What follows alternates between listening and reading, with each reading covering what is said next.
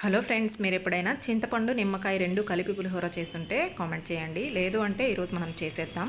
ముందుగా చిన్న నిమ్మకాయ సైజ్ అంత చింతపండుని నానబెట్టుకొని గుజ్జు తీసుకోవాలి. మీడియం సైజ్ అంత నిమ్మకాయని ఆ గుజ్జులో పిండేసుకున్న తర్వాత ఇక్కడ నేను 1/2 కిలో రైస్కి చేస్తున్నానండి. సరిపోయేంత సాల్ట్ని కూడా వేసుకొని ఒకసారి కలిపి పక్కన పెట్టేసుకోవాలి.